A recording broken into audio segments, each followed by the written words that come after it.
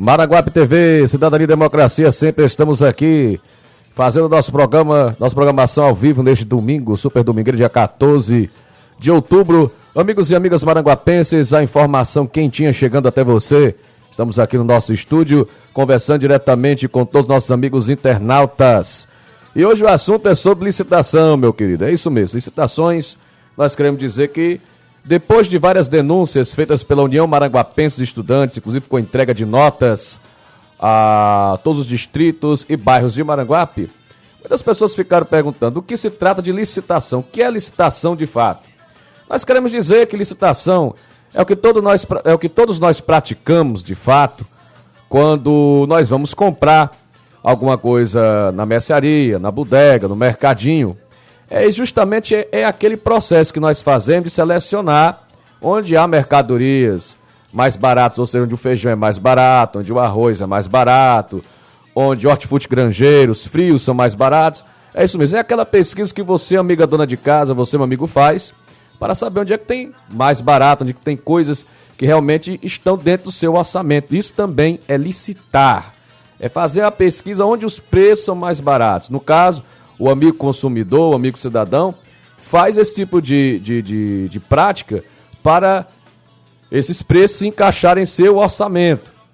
E licitação nada mais é do que uma prática que todo administrador deve adotar para, dentro do orçamento da sua prefeitura, garantir que os serviços a serem contratados ou o material a ser comprado esteja dentro do orçamento do que o município dispõe através de sua arrecadação. Então, nós vamos agora para a base legal, né, que se pauta no artigo 37, inciso 21. Nós vamos ler isso aqui agora da Constituição Federal, que é a Carta Magna de nosso país, para a gente ter uma noção do que é que se trata. Vamos ler aqui. A administração pública, direta e indireta, de qualquer dos poderes da União, dos Estados, do Distrito Federal e dos municípios, obedecerá aos princípios de legalidade, pessoalidade, moralidade, publicidade e eficiência. E também ao seguinte, vamos agora ao inciso 21, que é o que interessa-nos. Ressalvados os casos especificados na legislação, as obras, serviços, compras e alienações serão contratados mediante processo de licitação pública que assegure igualdade de condições a todos os concernentes, com cláusulas que estabeleçam obrigações de pagamento, mantidas as condições efetivas da proposta nos termos da lei, o qual somente permitirá as exigências de qualificação técnica e econômica indispensáveis à garantia do cumprimento das obrigações. E foi nessa finalidade que no ano de 1993, que foi promulgada a Lei 8.666, que é a Lei das Licitações, que regulamenta os parâmetros legais, ou seja, o que é que a prefeitura, dentro da lei, deve fazer para contratar serviços, obras, materiais, enfim, tudo aquilo que o município necessita dentro de um padrão de pesquisa, que é a licitação, que é justamente a seleção de empresas dentro de normas técnicas, dentro de oferecimento de menor gasto para o município. Isso é uma licitação. E essa lei, eu vou ler para vocês aqui, a Lei 8.666, do capítulo 1º das Disposições Gerais, artigo 1, 2 e até o 3º, no inciso 2º, para a gente ter básica que ela diz. Dos princípios, capítulo 1 das Disposições Gerais. Essa lei, que é a Lei 8.666, de 21 de junho de 1993, estabelece normas gerais sobre licitações e contratos administrativos pertinentes a obras, serviços, inclusive de publicidade, compras, alienações e locações do âmbito dos poderes da União, dos Estados, do Distrito Federal e dos municípios. Parágrafo único. Subordina-se ao regime desta lei, além dos órgãos da administração direta, os fundos especiais, as autarquias, as fundações públicas, as empresas públicas, a sociedade de economia mista e demais entidades controladas direta ou indiretamente pela União, Estados, Distrito Federal e municípios. Artigo 2º. As obras, serviços, inclusive de publicidade, compra, alienações, concessões, permissões, locações da administração pública, quando contratadas com terceiros, serão necessariamente precedidas de licitações, ressalvadas as hipóteses previstas nesta lei. Parágrafo único. Para os fins desta lei, considera-se contrato todo e qualquer ajuste entre órgãos ou entidades da administração pública e particulares, em que haja um acordo de vontade para a formação de vínculo e a estipulação de obrigações recíprocas, seja qual for a denominação utilizada. Artigo 3º. A licitação destina-se a garantir a observância do princípio constitucional da isonomia, ou seja, da igualdade, não é verdade?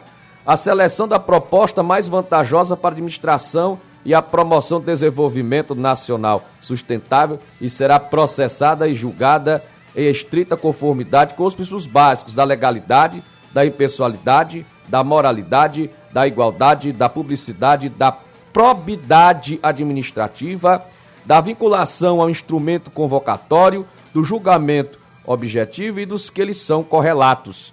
Parágrafo 1º. É vedado aos agentes públicos, e vamos dizer, agente público, aqui no caso prefeitos, governadores, presidente da República, secretários, enfim, todos aqueles que são responsáveis pelo processo de licitação. Admitir, inciso primeiro, admitir, prever, incluir ou tolerar nos atos de convocação cláusulas ou condições que comprometam, restringam ou frustrem o seu caráter competitivo. Inclusive nos casos de sociedades cooperativas, e estabeleçam preferências ou distinções em razão da naturalidade, da sede ou domiciliar dos licitantes, ou que de qualquer outra circunstância impertinente ou irrelevante para o específico objeto do contrato, ressalvados os dispositivos dos parágrafos do 5º ao 12 deste artigo e no artigo 3º da lei número 8.248, de 23 de outubro de 1991.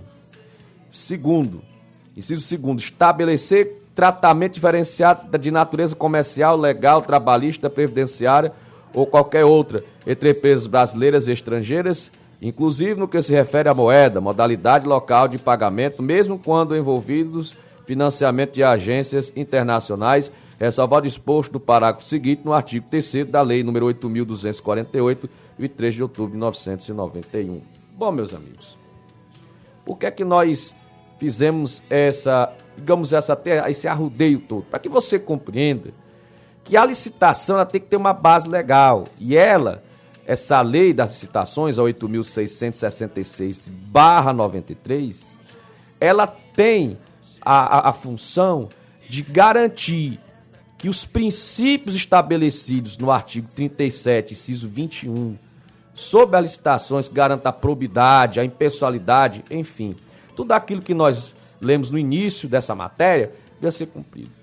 Infelizmente, o gestor de Maranguape, ele tem cometido um crime de lesa município. Por quê? Porque nós sabemos que hoje se formou um cartel, uma quadrilha, cujo modus operandi é o seguinte, é justamente burlar todo o processo licitativo da nossa cidade. Bom, o vereador Elisiário Maia, no dia, se não me engano, salvo a memória, dia 21 de setembro de 2012, ele entrou com uma denúncia à Procuradoria de Justiça dos Crimes contra a Administração Pública, a PROCAP, contra o prefeito e algumas empresas que estão agindo de forma, como acabamos de dizer, como uma verdadeira quadrilha, um cartel, onde visa burlar as leis de licitações. Para que você entenda bem, o esquema de licitações fraudulentas é comandado pelo senhor George Lopes Valentim. Só que ele é operado na prática por Juarez Filho, juntamente com a senhora Isabel Ramos e o senhor Robério Mendes, e vem causando muitos estragos ao erário público municipal. As pessoas citadas no processo, que fazem parte desse esquema, formaram empresas com sócios membros deste mesmo núcleo familiar, dessa mesma família, bem como pessoas ingênuas, que é o que nós chamamos de laranjas, que foram usados para abrir empresas em seus nomes, a fim de possibilitar verdadeiras maracutaias deste grupo nas licitações feitas pela Prefeitura de Maranguape. Esses laranjas sempre ganham as licitações dos quais participam, não é verdade? O esquema tem a sua operação comandada por Juarez e, por sua vez, se divide em dois. Um chefiado pelo próprio Juarez e outro pela senhora Isabel Ramos. A empresa fantasma participa das licitações, mas o controle é totalmente Juarez Filho. Este esquema, ele é tão sombrio, tão absurdo, que essas empresas são em nome de pessoas que nunca empresariaram nada, como é o caso do ajudante de caminhão do Juarez, outra em nome da empregada doméstica e outra em nome do seu filho. Olha, para você ter ideia, esse esquema, ele gerou um rombo de mais de 6 milhões de reais. Cerca de 6.268.032,93 ao erário público maranguapense.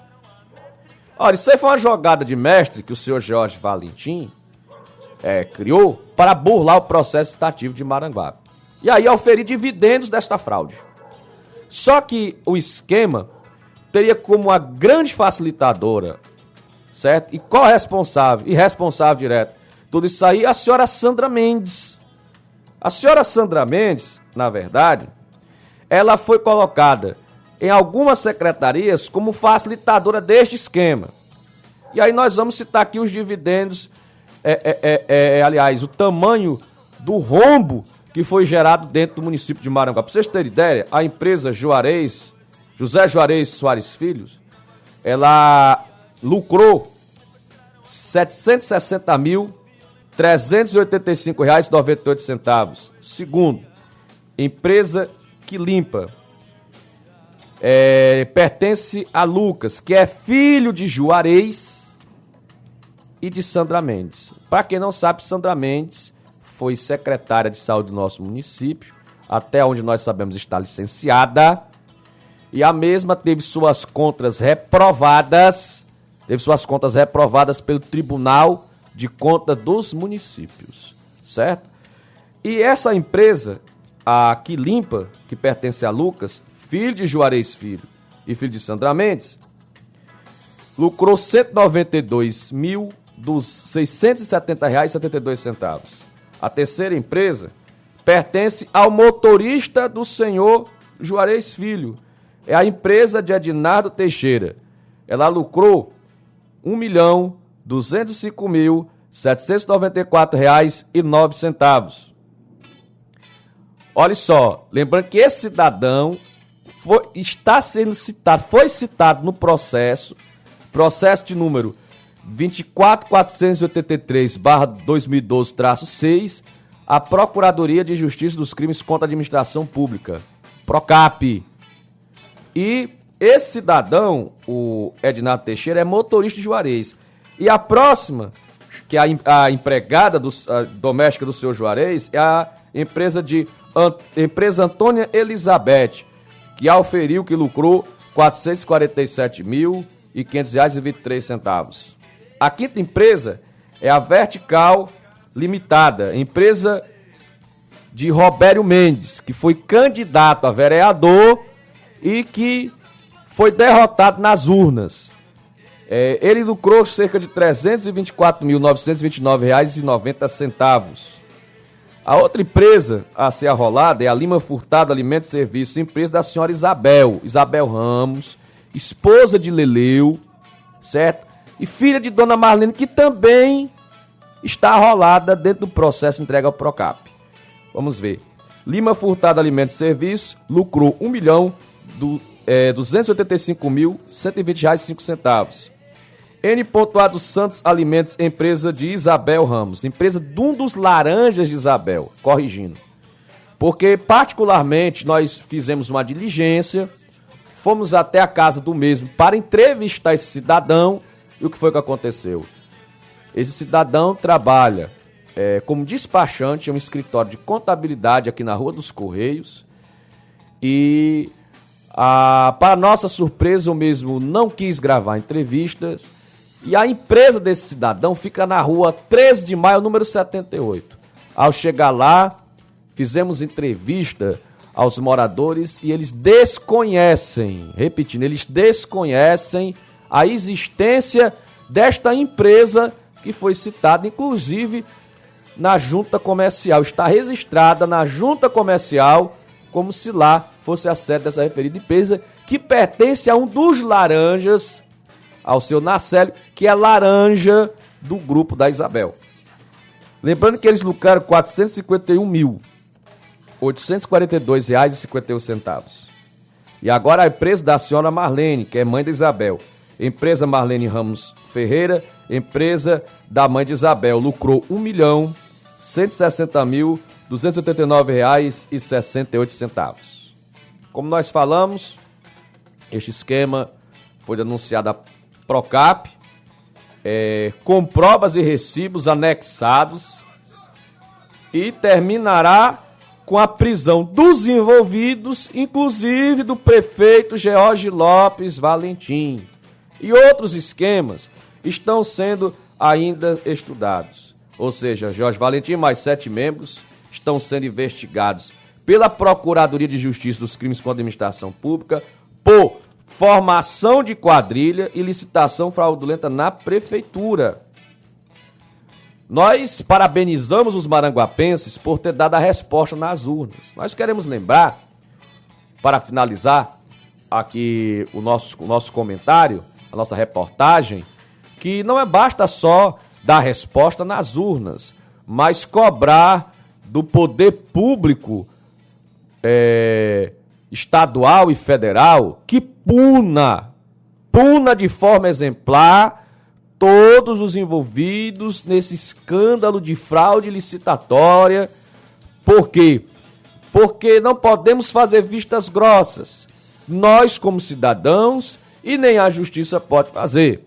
Nós sabemos que hoje a justiça, e aí merece o nosso reconhecimento e a nossa parabenização, pelo fato de estar prendendo, estar enquadrando na forma da lei aqueles que cometem crimes contra a administração pública. São 2 núcleos familiares, seu Juarez, Sandra Mendes, Lucas, Laranjas e companhia, e do outro lado, seu Leleu, Isabel Ramos, Dona Marlene e Laranjas. São 2 núcleos familiares que estão competindo entre si. E nós não podemos também ignorar o fato que a Câmara de Vereadores, conhecedora de tal denúncia, não se posicionou por uma CPI das licitações de Maranguape. Maranguape não pode esperar. É necessário que aqueles que se dizem representantes do povo na Casa Legislativa de nosso município adotem uma postura severa e exijam e façam uma CPI para que venha apurar até onde está a ponta desse iceberg e procurar punir os culpados. Infelizmente, senhores, a maioria desses cidadãos que estão ocupando a Câmara, e em boa hora, boa parte deles já vai tarde, só é o conhecido vereador vigário, só sabe batizar rua e dar menção honrosa. Aplicar a lei de forma administrativa, que venha punir os culpados, que venha garantir a lisura no processo citatório e garantir que a concorrência ela obedeça o princípio de isonomia constitucional, eles não fazem. E não fazem por quê? Porque comiam no coxinho da prefeitura. Porque estavam de conluio com toda esse mar de lama que polui a história de nosso município. São os mesmos vereadores que, infelizmente, alguns foram reeleitos que não tiveram a coragem de votar na CPI do Projovem. Por que é que não tiveram coragem de votar na CPI do Projovem? Para justamente não ficarem desconfortáveis diante do chefe do Executivo Municipal. É essa a questão. Preferem ficar desconfortáveis com a população do que ficar desconfortáveis com o prefeito. Só que agora o prefeito foi derrotado nas urnas por ser ficha suja, por ser corrupto, por ter um histórico de improbidade administrativa e com certeza irá responder criminalmente por formação de quadrilha, corrupção passiva, corrupção ativa e outros artigos correlatos que incriminam a sua péssima gestão administrativa, não só inoperante, mas também pautada pela corrupção. As eleições já se passaram, senhores, é fato, mas os crimes continuam aí. E nós não podemos receber o município de forma totalmente sucateada. Nós temos que garantir que a lei número 101/2000, que é a lei de regulamentação fiscal, que regulariza a questão dos gastos do município, inclusive eu tenho aqui um comentário a fazer, se você me permite, pesquise essa lei, porque ela reza totalmente o seguinte. Olha o que é que ela faz, a lei número 101 de 4 de maio de 2012, que estabelece normas de finanças públicas voltadas para a responsabilidade na gestão fiscal e de outras providências. O que é que ela fala? Ela fala que nos 2 últimos quadrimestres, ou seja, 8 meses antes do gestor sair, no caso, se for reeleito, independente de ser reeleito ou não, que antes dos 2 últimos quadrimestres, não pode, de forma nenhuma, gerar despesas além do que a lei permite. E aí a nossa preocupação.